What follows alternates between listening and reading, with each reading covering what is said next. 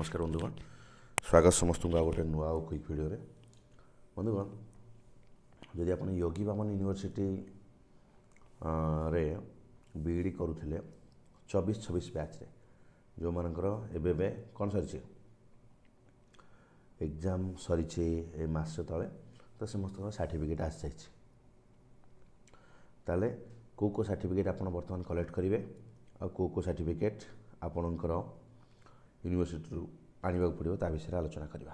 Okay प्रथम जान रखु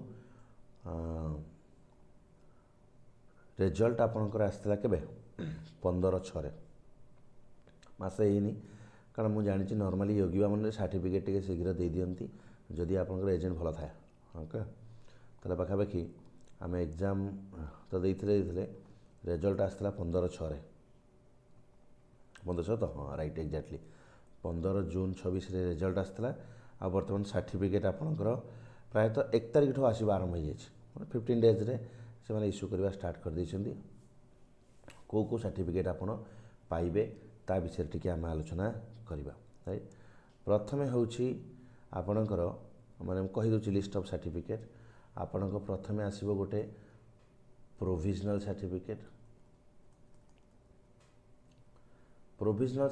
प्लस तादे चारिटा सेमिस्टर मार्कशीट कंसोलिडेटेड होइथिबो। हाँ चारिटा मार्कशीट मध्य कंसोलिडेटेड होइकी थिबो। 2 नंबर रे चारिटा मार्कशीट इंडिविजुअल आसीबो।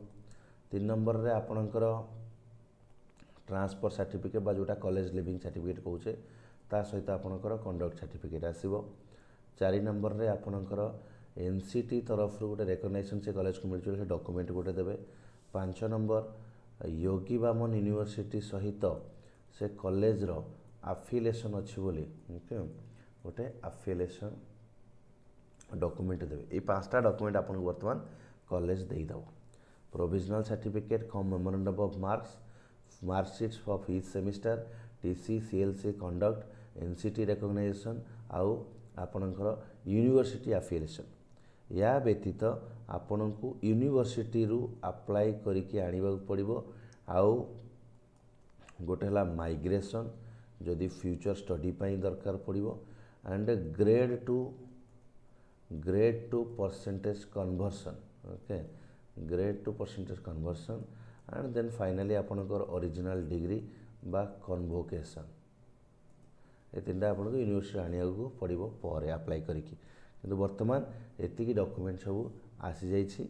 मु देखैबी इठी गोटे थिला हमर योगी बामन रे ये होछि आपनकर प्रोविजनल सर्टिफिकेट ये होछि आपनकर 4टा सेमेस्टर रा मार्कशीट ये होछि आपनकर transfer certificate study and conduct certificate NCT recognization ये होछि आपनकर यूनिवर्सिटी एफिलिएशन एतिकी 5टा डॉक्यूमेंट वर्तमान आपन कलेक्ट करि परिबे आपनकर आसी जाइछि।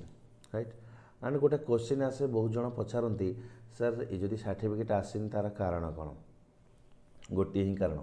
ओके जदि तुम एग्जाम देइछ पास भी करिछ सर्टिफिकेट आसुनी तो देखो आपणकर जो एजेंट बा इंस्टीट्यूट से कॉलेज को किसी पैसा देनी कारण ये जेतिकी सर्टिफिकेट मु कहली ये सब कॉलेज इश्यू करिवो तले एजेंट आउ कॉलेज भीतर म्यूचुअल कथा तो ये जदि मनी पेंडिंग रखिथिबो ताले सर्टिफिकेट आसबनी कारण एबे रिसेंटली गोटे गत वर्षर गोटे झीर मु जगतसिंहपुर डिस्ट्रिक्ट कथा होती कॉलेज रे तार सर्टिफिकेट देना वर्षे है बुझिली कौन ना से एजेंट को जी पिला भी एडमिशन करी से कॉलेज रे कहार भी पैसा देनी तेणुकर कॉलेज ताको होल्ड कर रखी सर्टिफिकेट दौनी तो यहाँ ही कारण हो अन्य कौन कारण ना यदि आप एग्जाम देती पास कर रिजल्ट हॉल टिकेट मिली एग्जाम देती पास कर रिजल्ट ऑनलाइन आसी this is the only one teacher आउ किसी ना तो दयाकर निज एजेंट सहित कथा है आप कलेक्ट करेंगे एंड सर्टिफिकेट ऑलरेडी 4-5 दिन है आसीगला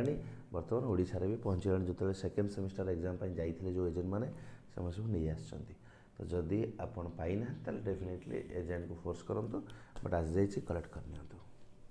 यही वीडियो मेसेज और information. Thank you so much. Happy learning to all.